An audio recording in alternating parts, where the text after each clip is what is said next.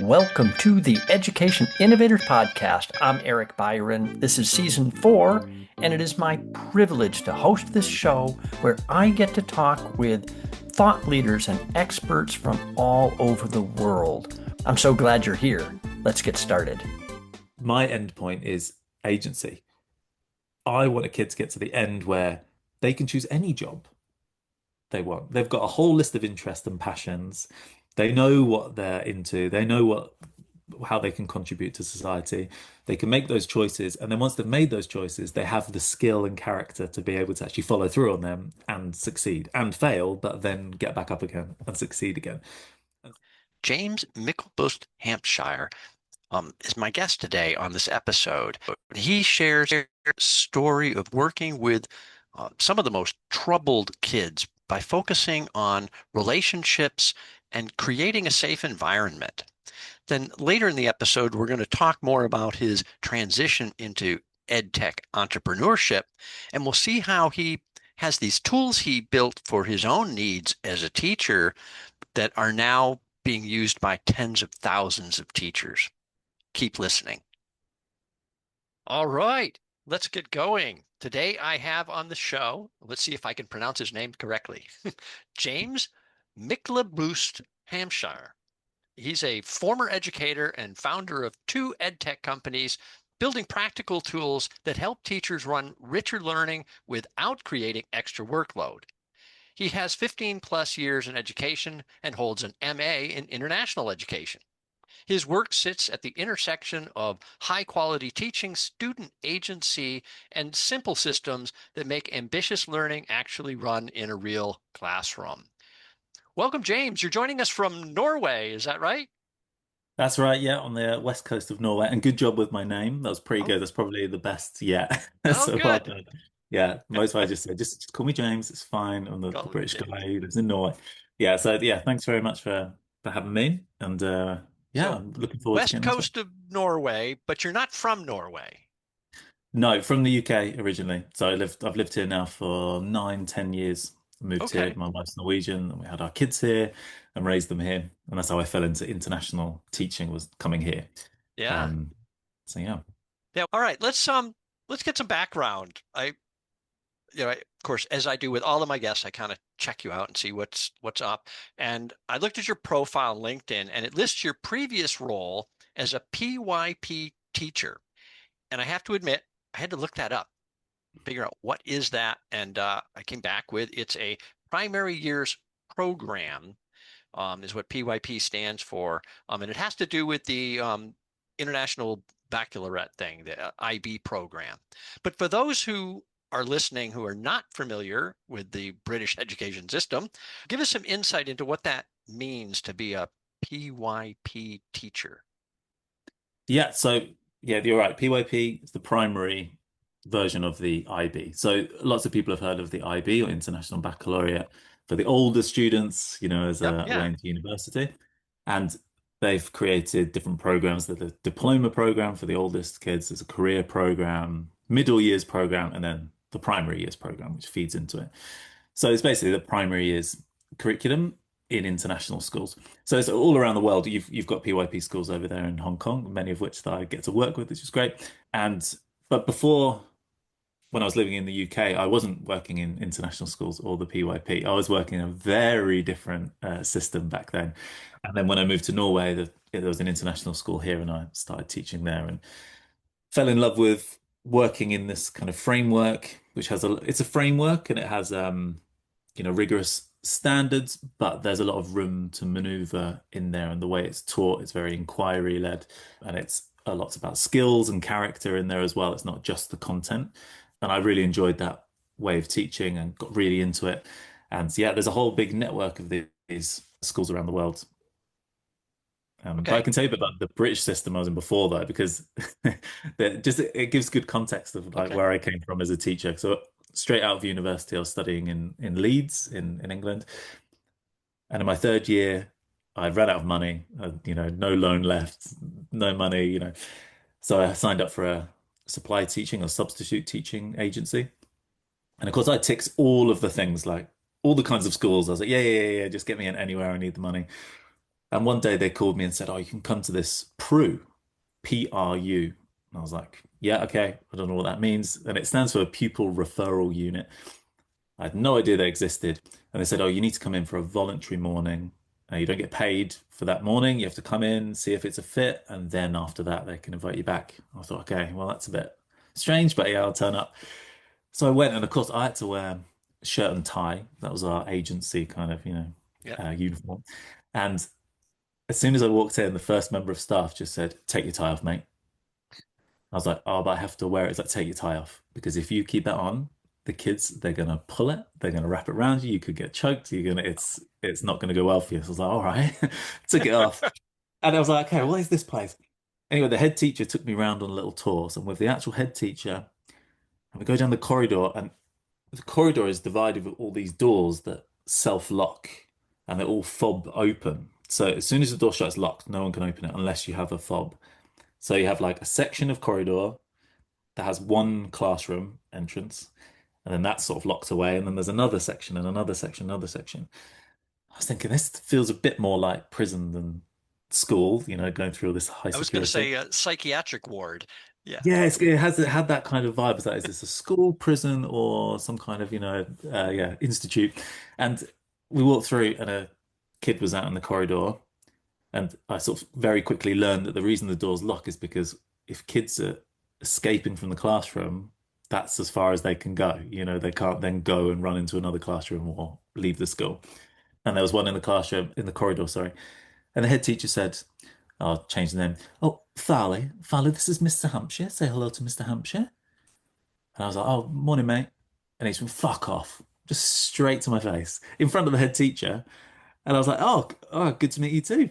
And Yeah. she sort of went, that's not very nice, is it? And then we just walked on. And I was like, okay. So we went to the next kid.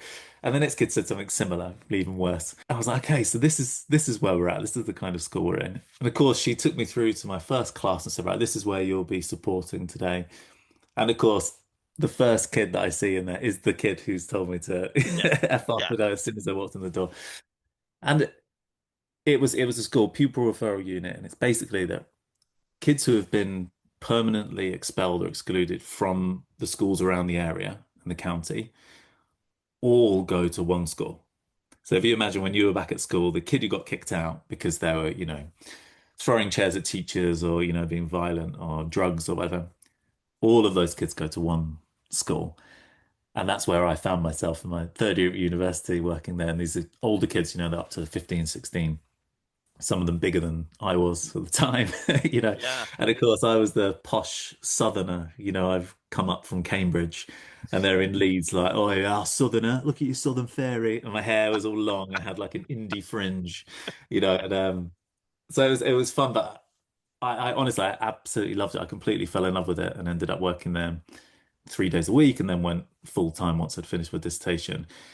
It put me off my path of being a teacher in the regular and getting my qualification and then working in a school, in a mainstream school and doing the placements.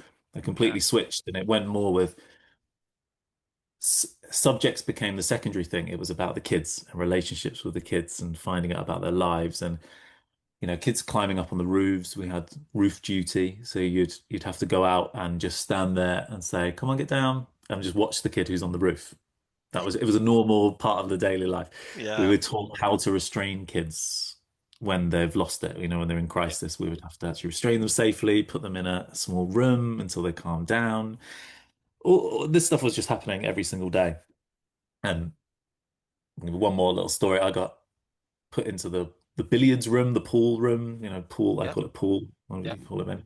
And when I got in there was two kids. The table was upside down on the floor. There was balls everywhere, and they both had pool cues in their hands, like the pool sticks in their hands.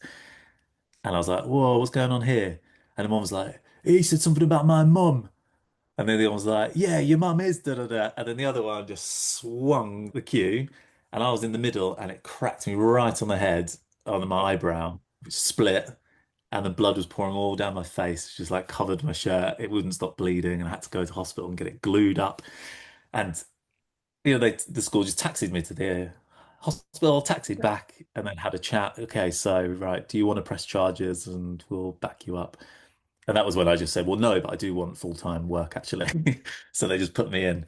And yeah, it's not for everyone, obviously. Most teachers Yeah. would think there's no way, doing that, having chairs thrown at you and being sworn at all the time. But it really opened my eyes to the reality of kids' lives.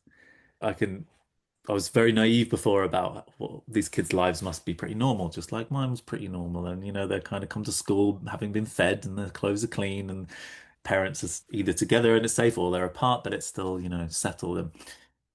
And once you get into like these kids' lives and why they are behaving in that way and why they're throwing chairs at teachers and why they're doing Yeah. it, it all comes from fear. It all comes from not feeling safe. And our work became making the kids feel safe and respected and build trust. And it took a long time to build that trust with the kids. They tested you every single day. That's what they did. They're testing. Yeah. Can I trust this guy? Is he going to Yeah. abandon me like everyone else, or is he Yep. up for the fight, kind of thing? And once Yeah. they saw it, it just went beautifully.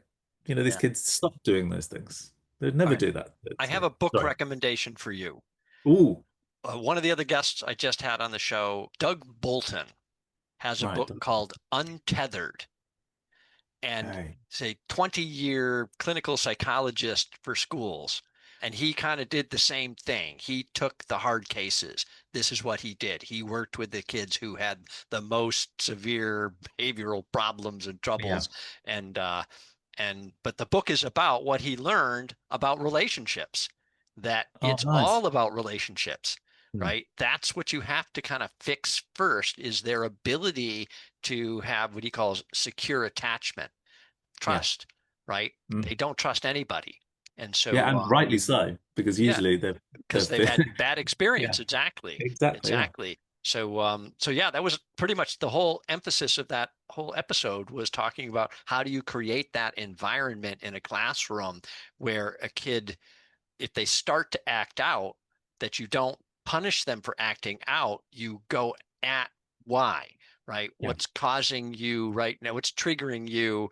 Let me help you. You don't want to be in this state. I don't want to be in this state. And you build a classroom that all does the same thing, that other students react the same way and go, oh, he's acting out. Maybe he needs a hug, and they go and Yeah.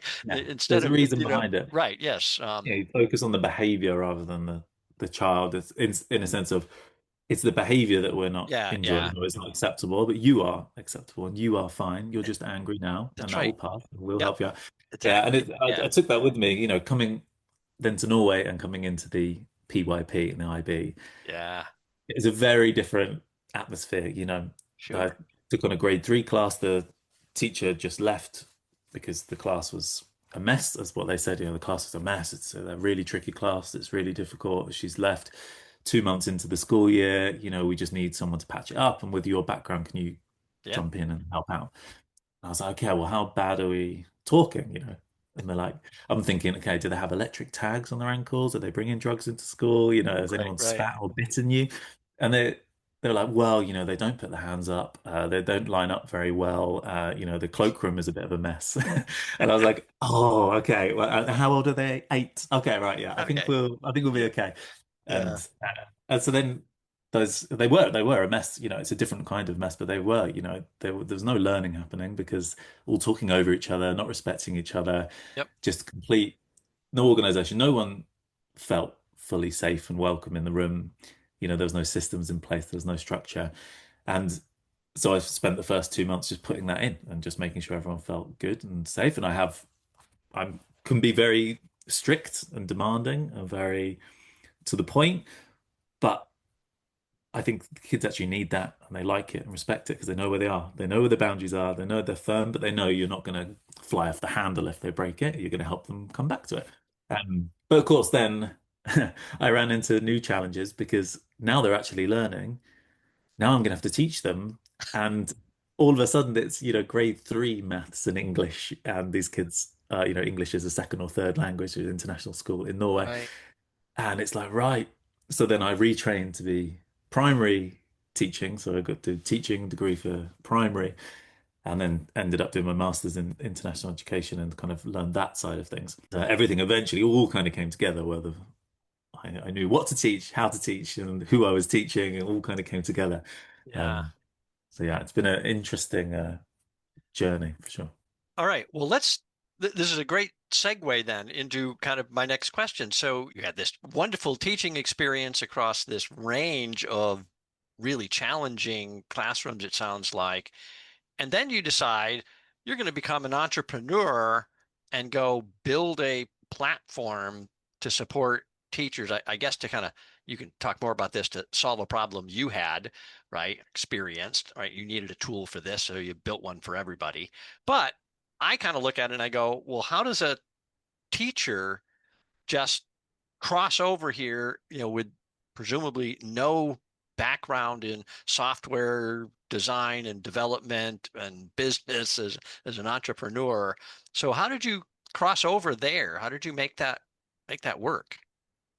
Well, it happened gradually over time. It wasn't a choice to be like, I'm done teaching now, I'm going to go be an entrepreneur. And I think, being an entrepreneur, a business person, it kind of, there's an entrepreneurial spirit that can live in anyone. Lots of people have it. I think teachers are very actually good at that. They see problems all the time and they solve problems constantly, which is pretty much what an entrepreneur does, right? Yep. And I only realized later on that I was already kind of doing this stuff, but within schools. So, for example, in the UK, actually after the first pupil referral unit I went into, and before the second pupil referral unit I taught at, I was at a mainstream school, but was there in the inclusion world. So I was kind of supporting the kids who had behavioral difficulties, but they're still in the mainstream setting. And we had this kind of inclusion hub, this inclusion room where we do work and the kids would come in and out. And there was this nice little hatch there. And I remember at the time just thinking, like, this could be good for like a little restaurant. And then I thought, well, what if we started a restaurant with these kids in the school and then operated? So we got the kids and we sort of like brainstormed it and started bringing it out. And similar to like Kyle, you had Kyle Wagner on, they've got their Cosmic Cafe, and it's a similar kind of concept we had. It was called the Hub Restaurant. And they made, like the promotions, the menu, and then I got a show. I was working at the same time in a pub, like at a pub serving drinks and food and so on. And I talked to the chef there, the head chef, and said, "Will you come in? Just come in and do a session with the kids." So he was like, "Yeah, all right." And he bought his tools and he came and taught them how to cook the stuff, and then went away. They cooked it and then put on for the teachers in the mainstream school who usually see these kids as trouble, as a Yeah. difficult kids. All of a sudden, they're cooking and making them food and then serving them, and like being professional and acting, and it made money, and then they used the money and make profit and so on. So we had this kind of mini business operating within the school. And then in the second pupil referral, went to, I had the mornings were academic, the afternoons were basically go out of the school, go do various things like horse therapy, fishing, golf, football, all these like graffiti, DJing, all these kind of amazing things that the kids would choose and opt into. And I was given these two kids, one in and out of care homes all the time, escaping from care homes, ADHD, fetal alcohol syndrome, autism, the wonderful kid. I absolutely loved him. I took him out even in school breaks. My now wife, when we were girlfriend, boyfriend at the time, we took him out to the beach and stuff like this. So I had him, and then the complete opposite child, who was a girl 3 years older, who was basically, ugh, like just like he's off the wall bouncing around, and she's like, ugh. And I had these kids. They said, I don't know what you're going to do with them. You're going to have to work something out to do. So in the end, that turned into, all right, I'll teach them how to make coffee, proper coffee. I'm a bit of a coffee nerd. So I got them to make coffee. And then we said, well, we can make coffee for others. Oh, but then we could sell that coffee to others. So then I found like a little qualification, a mini accreditation they could do of building a business. So they made a business plan. We made a small cafe. And by the end of the school year, like, no word of a lie, we had, if you go into, a proper cafe, the barista station with the kind of, they've got the grinder and then they Yeah. put it in the big thing and turn it on, make it espresso, and then frothers for the coffee. We had a full setup, owned, not rented, owned, because we'd earned enough money to own it. They had barista training for the kids. We had full uniform with the logo on it. And we're serving kids from the mainstream school next door would come in and we'd have this whole community with both schools, these kids from totally different backgrounds, enjoying loads of sweets and hot chocolates and playing FIFA and stuff. And it all happened, and it was a business that made profit, and the kids helped run it. So I was kind of doing this stuff within schools, these kind of entrepreneurial things. Yeah. So I'd learned some of the skills and character traits along the way, resilience and tenacity, because it takes a lot of that. So anyway, zoom forward a bit when I was teaching and I finally got my head around what I was teaching and how I was teaching it. Maths was the first kind of big problem, was that, okay, we want to teach maths in a more inquiry way and in a rich way rather than just worksheets with 100 questions on, go practice, then come back. And we were encouraged to do that. That's part of the program. But I was like, but what stuff? What tasks? Where's the actual things that we do with the kids then? Like, I've got the big idea, but where's the concrete stuff? And I couldn't find it. So I went off and found all this stuff from all around the world, lots in the United States and Canada. And I thought, right, I've got all this stuff living in links and tabs and emails to myself in the middle of the night. I want to share it with my colleagues because it's great, but it's so hard to do that. Wouldn't it be great if there was one place that had all of this stuff collected, organized by grade level and tagged, by topic and so on? And so when I had my second boy, or second of three boys, we have paternity leave, which is really good here. It's 4 months full pay for paternity, and that's after 8 months of maternity leave. So I was like, I need a project to keep me sane for when he's napping. And I thought, Okay. well, I could just build that thing. I'll just make it because it doesn't exist. But of course, then you're right. I have no tech background, no business background, didn't know anything. So I had to go and, ask people, okay, how do I do this? What's the way of me doing this? And they were like, oh, you should try this. And then I just kept talking to people and self-directing and learning the skills. And every nap time just kept working on it, chipping away, chipping away, chipping away until I had, a working app with the stuff on. I was talking to the people who created those tasks and the materials and asked them, can I put it on the site for free and have it in, and I'll credit you and name check you? And they're like, yeah, great. Yeah. Oh, you should also talk to this person. And of course, then I talked to that person, and snowball, snowball, snowball. And now, and I released it with a tweet and just said, basically, it's ready. I've made this for the maths community. Have at it. Go on it. And so they did. Now there's 20,000 teachers used it, and they're on it. I had to kind of build a bit of a business element to it. It's mostly free. There's a paid subscription that comes with it, to be able to actually pay for itself. I Right. teach a wage, can't afford to pay for all that stuff myself. And that's grown and grown and grown. It's got a really nice community around it. And that's Semble, so that became Semble. And of course, I learned so much from that, about tech. I didn't know what front end, back end meant. I had no idea what that meant. I had to learn those, the language around it. And so, yeah, I did that. And then new sets of problems came up. I went back after paternity leave. That became an evening project, and then I was back to teaching. And then the second app came through the exhibition.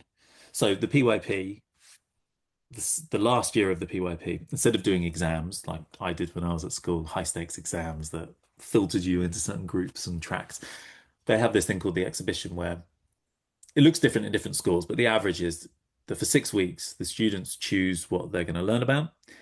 They choose how to learn it. They could be in groups or solo, and they spend those 6 weeks learning, doing research, bringing everything together, and then they take some kind of action to solve a problem at the end. And then there's this big celebration at the end, the exhibition, where parents and everyone come in and see it. So it's a bit high tech, kind of thing.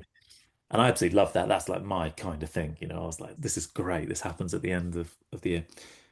But every year when I was a mentor for the kids, it comes with so much like admin. It's so difficult to track all these different projects because they're all doing different things. So it lives in different places. The teacher's just head is exploding, trying to keep it all in the head.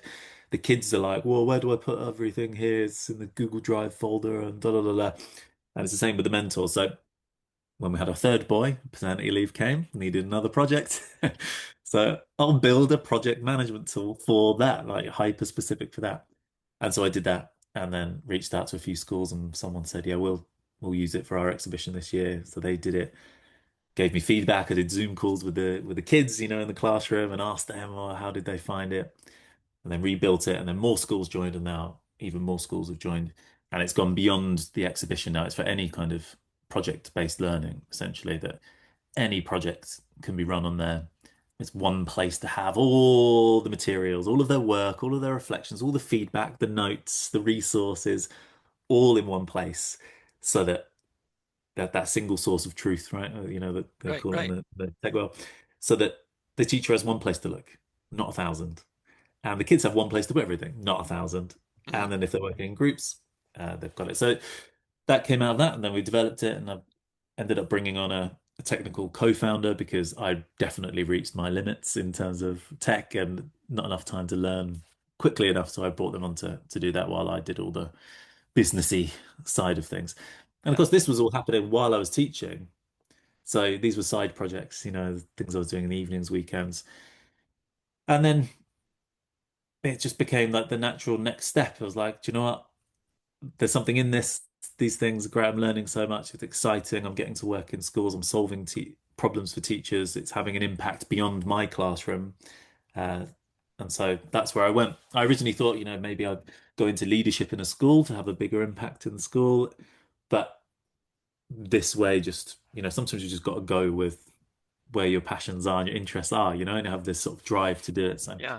I just moved across, and now I'm doing it full time and constantly learning, constantly adapting. But I still am a teacher, I'm still a teacher at heart. I still care deeply about education, and I still tutor a few students that I used to teach a few years ago and tutor them, do some maths with them.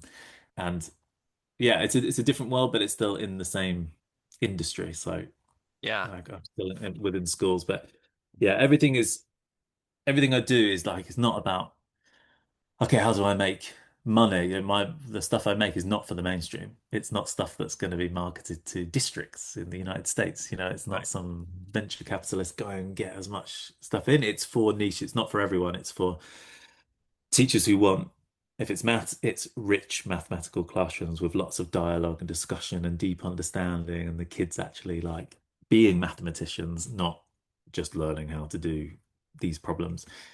And then for the projects, it's for students and classes and teachers that want the kids to have more agency and take more control over their learning, but not have the sheer chaos that that comes with that if you don't have the right tools. All right, it's break time. Take my quick commercial break so I can plug the human intelligence movement. No, this is not a paid advertisement. I'm just a fan. The human intelligence movement has a mission. They want to ensure that all children, all students have the skills to thrive and succeed in an AI world. Join the movement. There's a link in the show notes. All right, now back to my conversation with James Myklebust Hampshire. We're going to dig into these tools that he built. There are resources. There's two tools, resources for math instruction, and there's this very cool niche project management tool that's specifically designed for schools doing project-based learning. Cool stuff. Keep listening. Tools. Yeah. Well, I'm going to put my project manager hat on for a second here, because Yes. in the corporate world, I was a project manager, did project management for like 20 years. Wow. So the idea of a kind of a platform that organizes, projects, of course, I've dealt with a number of them over the years. But one of the things you didn't mention that I'm curious about now is, so from every project we ever do, right, we learn things. Mhm. Right. There's things that worked well. There's things that didn't work well. There's things we thought we were going to do when we started the project and then had to pivot or, hit a Mhm. wall and said, oh, this is too hard. We got to figure out another way to do Pathway. this. Right. Or just not do that at all, do something else.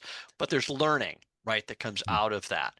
So, how well does the tool allow kind of like a post-mortem or kind of a lessons learned thing that then gets stored, that becomes a resource to others now, right? So I had another teacher now that's coming in and saying, are there examples in here of, because maybe the students want to do a project around something that the teacher has no experience in at all. Says, I don't even know how to help guide them on what they need to do here. Maybe there's an example in the system of somebody else who's done projects like this. Does it have that capability as well? Yeah, but this is the thing. So to explain platform. So if you imagine the way it works, like an LMS, Google Classroom, PowerSchool, Toddle, all these kind of things, right? You have your class, your students in there, and you create assignments and you send the assignments to the students. They do the assignments and send them back, right?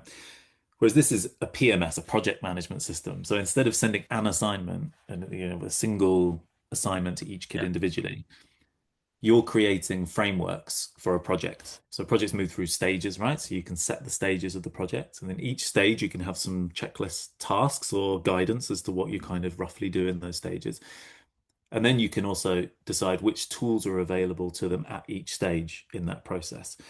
So you can have wide open projects where it's essentially go at it, you choose whatever you want. But sometimes you have curriculum goals, or you have some kind of projects that are a bit more guided and a bit more Yep. structured. So you can create structured, you can have all different kind of frameworks going on. Design thinking ones, it could be the writing process could be turned into a project, planning, drafting, revising.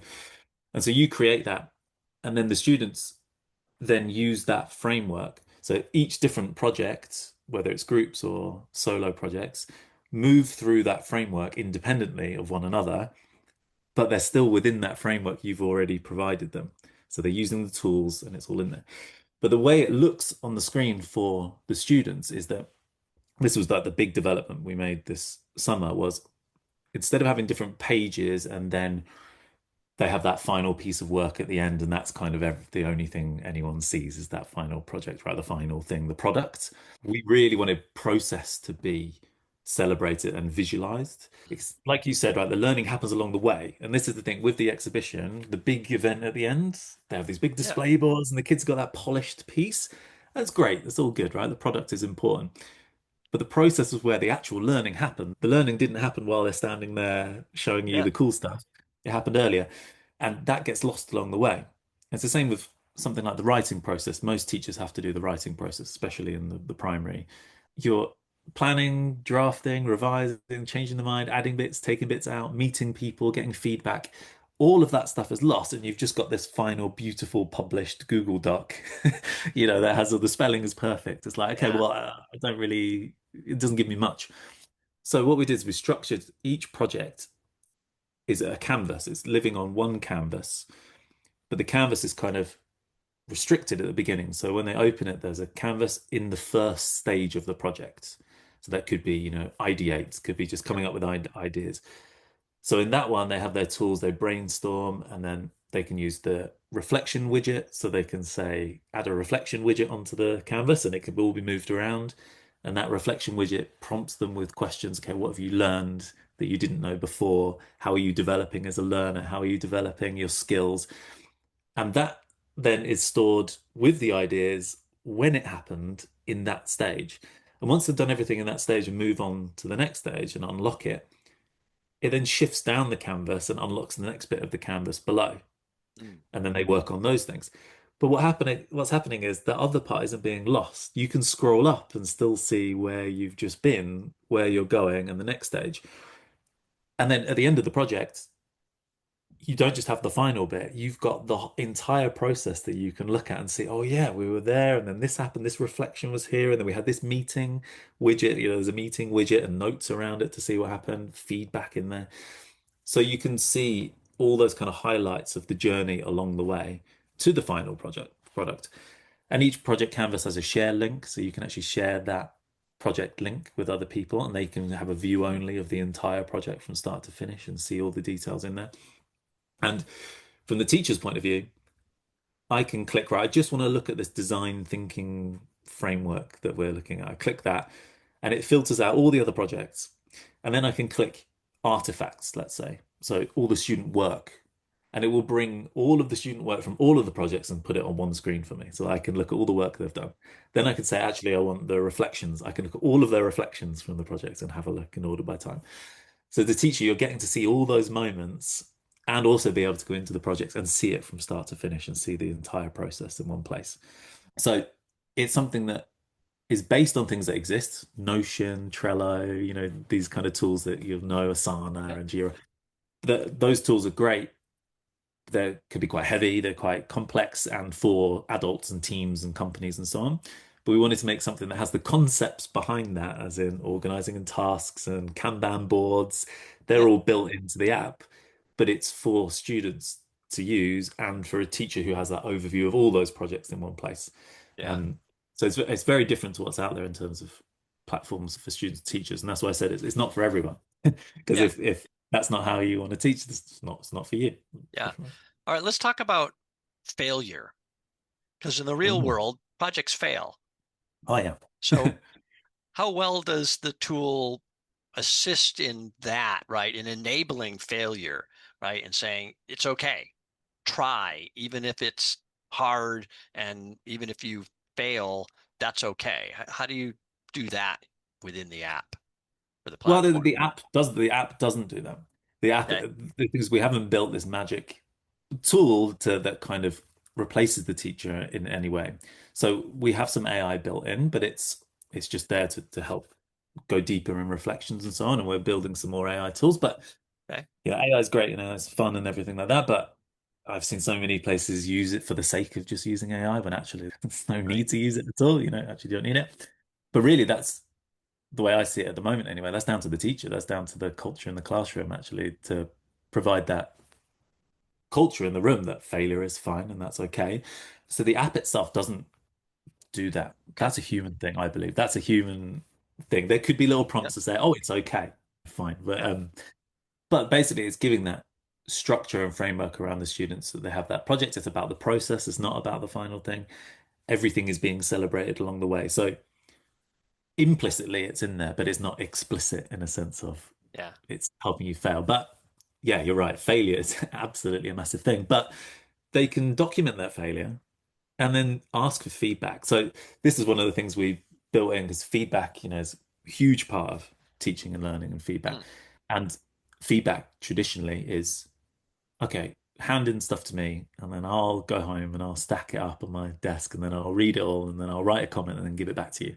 Yeah. And I'll decide what I'm giving feedback on, and I'll give it to you and hope you read it, and then go on.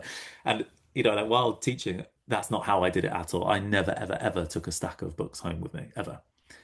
I'd never do marking. I didn't do anything like that. It would all be done in class with the kids at the same time. And so we built systems around it in the class. So, for example, with writing, students would get to a point where students would request feedback from me and say, Mr. James, because they call me Mr. James, I need feedback on my story. And I'd say, well, that's not good enough, actually. I need more context than that because when you say the story, am I going to spend 3 hours doing every single bit of that story or what do you want? So I would prompt them to say, okay, what do you want feedback on? Yeah. Is it the layout? Is it the handwriting? Is it the spelling? Is it the content? Is it the beginning? Is it the problem? Is it, what is it that you want feedback on? Yeah. When do you want it by? And then they would actually structure that and they would come to me and say, okay, I want feedback and then I need it by this time. And then we'd book in a meeting, a feedback meeting. So during the lesson, it would be Yeah. like, right, I've got these little 5-minute windows. Okay, you can book that window. That's where you're going to do the feedback. What can you be working on Yeah. while you're waiting for that? Okay, I could be working on the other thing. And then they'd bring it to me and we'd sit down. It's hyper-focused 5 minutes of, oh, you want feedback on this. Okay, done. Right, here's your feedback. It's live. We're doing it together. They're off. They're unlocked. They're on the way. And then the next student comes in. The next student comes in. Yeah. So I never had to sit at home with a big stack of books. But this kid's got feedback, but it was actionable. Kevin Bartlett, I don't know if you're familiar with Kevin Bartlett. He's fantastic. He's one that you should look into. You'd have a great conversation with him. He was one of the original team that created the PYP and created the exhibition, and now he has this whole other program of. It's right up your alley based on the guests you have. It is on it, and they talk about feedback in his program of STAR feedback, STAR, so specific, timely, actionable, and respectable. So the feedback needs to be specific, something you can actually, it's not generic Yeah. nonsense. Time is a big thing. Mostly feedback comes at the end of the unit or at the end of the year or at the end of the thing. You get that feedback and go, oh, cool. All right. Well, I'll wait till next year when I have a chance to put that feedback in. Feedback needs to come on time so that you're ready to make a change right there and then.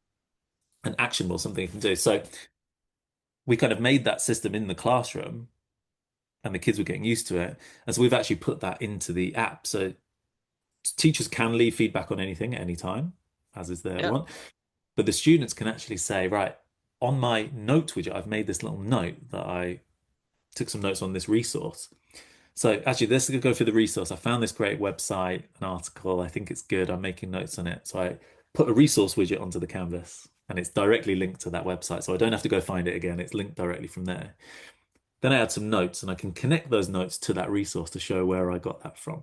And that resource can be connected to a research question that I posed earlier on. And so all these connections are forming on the canvas and we can like backtrack Yeah. and everything. But I could say, I want feedback on this resource. So I click the feedback button and I request feedback and I say, who do I want feedback from?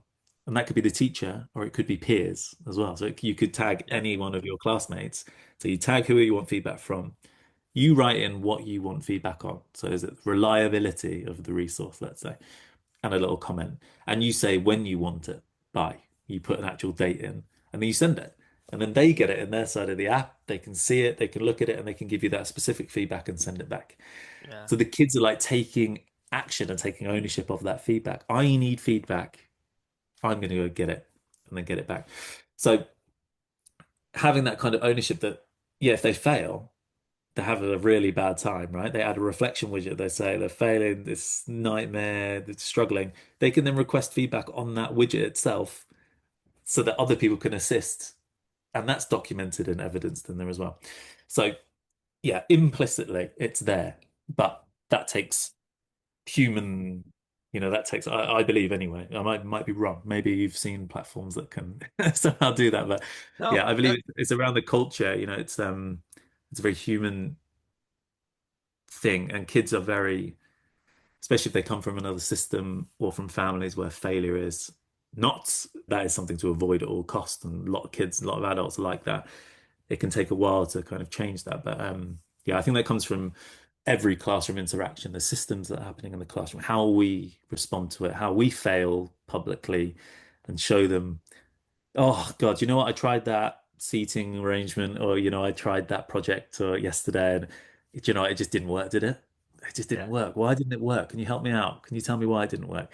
Okay, right, I'll learn that for next time. You can do it. It's only small things, but they make a big difference to the culture of the room. Yeah, I Yeah. think modeling is a key thing there. Yeah. Actually, your answer was perfect. I absolutely love that answer that it's not about the technology, it's about the people. That's Yeah. yeah, exactly what I wanted to hear. And thank you. Yes, Oh, good. Yeah, because I nailed know it. AI Yes. is, it does Yes. concern me. AI could be a whole other podcast episode Oh just yeah, talking yeah. about No, easily. absolutely. Yeah, absolutely. But sorry, one other quick poke to just to dig a little deeper on the maths thing, symbol. Mm. So this content you were looking for, what makes that content special? Why was it hard to find and you had to collect it? What exactly were you looking for? What's the criteria that Yeah, it's okay. So that's quite a hard one to pin down. It's a good question. So basically, the opposite of a dead worksheet that just has a load of random stuff on it, or essentially random stuff. No, that doesn't seem connected to anything. There's no kind of visual explanation. There's no way in to talk about it or think deeply. It's just do these things. Now, I'm not saying that there's no place for practice. There absolutely is. There needs practice and repetition. I just don't think that needs to be done over 20 questions on a worksheet, and that's it, you know. right? Um, so these things, I can give you an example of like really one of the kind of tasks that first kind of piqued my attention of like, oh, that's interesting. So there's one called Math Flips by Berkeley Everett. Essentially, it's like a slideshow. It's a slideshow. It's PowerPoint, but instead of a regular PowerPoint, that has bullet points and a worked example, and then it basically just shows an image. So let's say if you imagine the screen, it's split down the middle. On the left-hand side, there's the A side, and on the right-hand side, there's the B. You can't see the B side yet. You can only see the A side. And the A side will show something and then simply ask how many. So it could be, some dots arranged in a certain way. So let's say there's three dots in a group, another three dots in a group, another three dots in a group. Okay. So it says how many? So you just put that up on the screen and say to the kids, okay, here's the first question, how many? And then you wouldn't have hands up, or no hands up, think, pair, share, I just want you to think. And then when I say go, turn to the person next to you and talk and say how many, but how do you know? So then they would all talk and then they'd go, well, there's nine. And then one kid would say, well, I just counted them like one, two, three, four, five, six, seven, eight, nine. And another kid would go, oh, I just did like three, add three. It's like three, and then three is six, and then three is nine. That's like skip counting, three, six, nine. But then another kid might go, well, it's three times three. There's three groups of three. There's three times three is nine. I just know that now. Yeah. And so like it gives you a way into their minds. And then you can annotate that all on the board and say, okay, I heard your conversation. You said you counted them, right? So one and one and one and one and one and one. Okay, nice, very good. Is there another way we could do that? Oh, we could say, look, there's a group of three and another three, and we're writing it on the board. So we're kind of starting with their ideas and their thinking, but building it up through this facilitation. It's still very like structured. You still have to think a lot. It's not just chuck a nice visual up. You're really having to think. And you're building it up. So then A is done, right? You've got this nice little board now, the simple visual, but with all your annotations of their thinking on the board. And then you show B. Now B will have 6 circles with 3 dots in each, arranged in the same way, but now there's 6 groups of 3. And then you say, okay, how many now? And now again, some kids might count all of them up, but some kids start to realize like, well, hang on, if we know that A, these 3 groups of 3 is 9, then 6 groups of 3, we've got double the number of groups, so it must be double the number of dots. And Right. so they're kind of like forming these connections of, well, if 3 times 3 is 9, then 6 times 3 must be 18 because it's double. They're not just memorizing the Right. multiplication table like I did when I was a kid. It's visual, you can see the connections. And then once you do that more often, they start to get that strategy of like, oh, okay, so it's deeper understanding. You can get on there and do it and explore the task, and you'll see that there's a huge impact on learning. Yeah. Awesome. Well, this has been great. So is there anything else you were hoping we would talk about that I didn't ask? I think there were some things about agency, because agency is like the key thing, right? And agency is everything to me anyway, is that the end point traditionally was always get a job. And then you work backwards from that, right? We want them to get a good job. So in order to get a good job, they need to go to university. In order to go to university, they need to be like good at exams and stuff like this, right? And they need to get their qualifications that come before that. And in order to do that, you need to go back and do that and back and do that, back and do that. So the whole system is kind of designed from getting a job working backwards.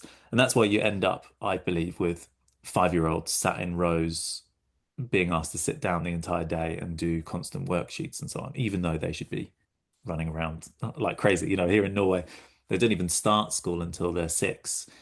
And even then, it's like 1 or 2 lessons a day. The rest is like play, talk, trips, field trips. And they finish school. My kid, right, my eldest, he's 7. He finishes school at like 1:45 every day. They're done. Wow. And the afternoon is play. And most of that day that they've done has been play. They still learn, but he's not ready to sit down the entire day. He'll drive him mad. Like it's not the way to be. Yeah. So we Yeah. end up with these kind of weird systems where we've got these kids sat down like at the age of 5. Whereas I propose a different endpoint. The world is very different now. Getting a job is not the same as it was 20 years ago. And getting a job, that's not going to be your career for ages and ages and ages. So people are going to be switching careers a lot more. Some jobs are going to disappear, some are going to be made. And so my end point is agency. I want a kid to get to the end where they can choose any job they want. They've got a whole list of interests and passions. They know what they're into. They know how they can contribute to society. They can make those choices. And then once they've made those choices, they have the skill and character to be able to actually follow through on them and succeed and fail, but then get back up again and succeed again. And so then the job just becomes a byproduct. They will get work. They will do meaningful work. Maybe they don't have a job. Maybe they create jobs for other people. I don't want to pin down into just getting a job. Maybe they don't need to go to university. Maybe actually starting a business is what they could do earlier on. Yep. But if we focus on things like character, skill, these kind of big skills, big ideas, so that they can make choices, I don't think we can go wrong. That's not to say that knowledge and content isn't important. I think it's critical. You have to have knowledge and content. I don't want, even though I know AI knows a lot more than me, I also want to kind of have enough knowledge that AI is working for me, not me working for AI. I want to be smarter than them in a human sense. So we need that knowledge. So basically, classrooms and how we do it in classrooms, we can set them up in a way that is always building towards that end point, not just getting a job, not just following the rules, not just doing as you're told and waiting to be told and then do it. Because I think we're setting them up for failure. I mean, myself, I didn't get taught in there. I got taught in the traditional way. And when I went to university, it was like, whoa, okay, so what you just telling me when the deadline is, and then I just have to manage that. What? Yeah.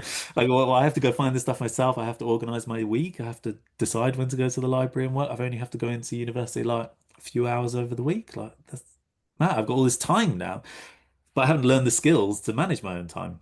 Why not? Yep. I even now I'm still learning how to about finances. I'm still learning how to, invest. Only recently about investing and owning shares in things Yep.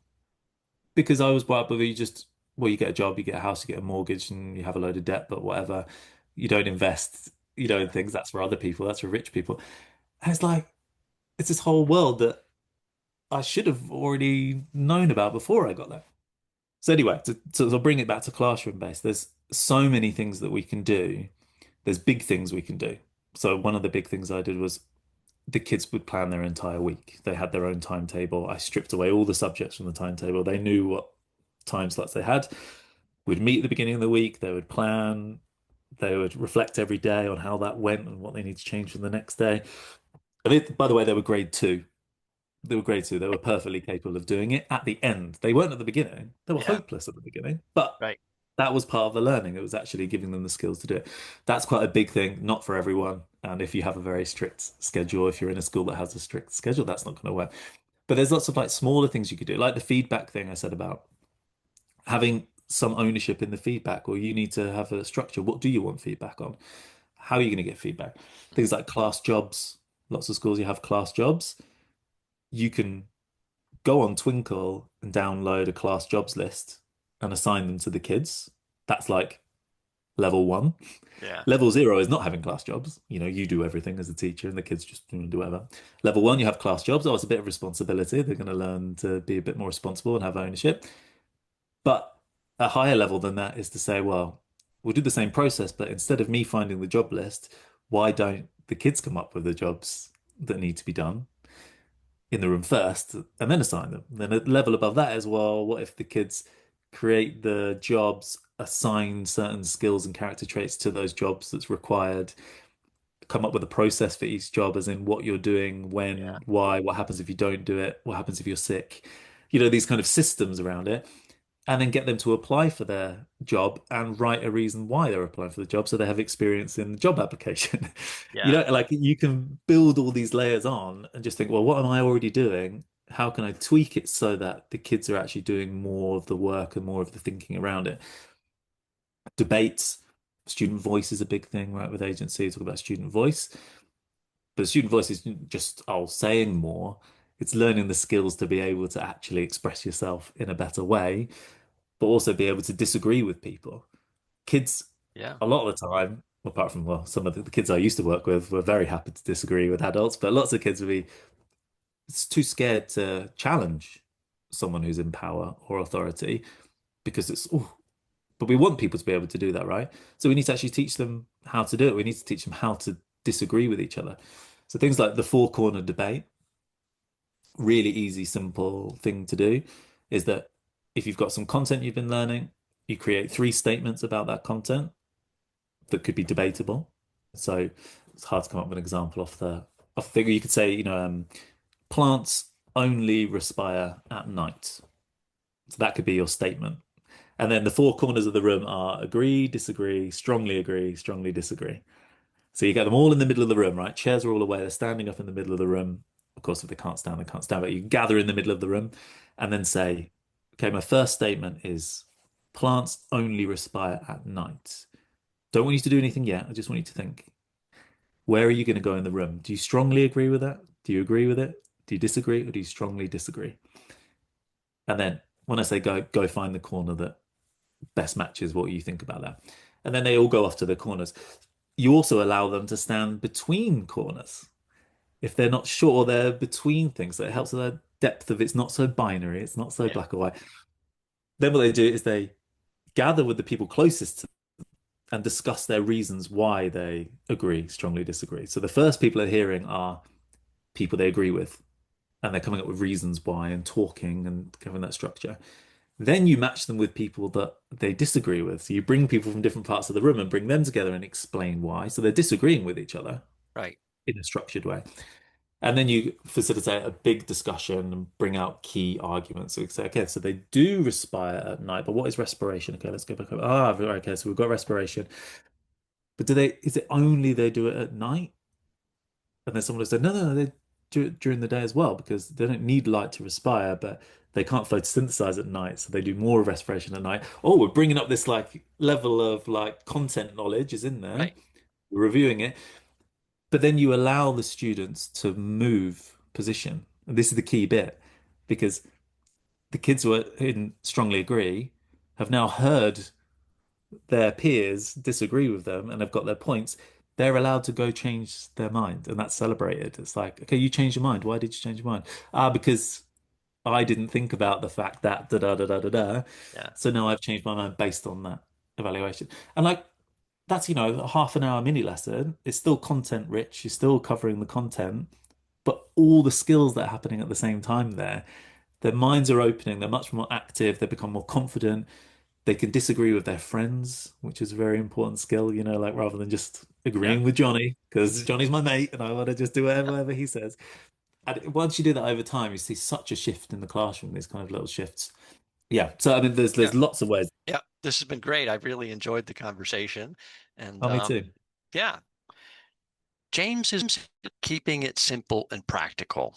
As a teacher himself, he understands the challenges teachers face, and having worked in some of the most challenging teaching environments, he has a great sense for the need for student agency. And, it's a safe culture for students to thrive in. I love how he reinforced the need for human to human interaction, and that even his tools are only useful in the hands of a teacher who puts students first. I'm Eric Byron. Thanks for listening to the Education Innovators Podcast, and thanks to all those education innovators out there. You are making a difference.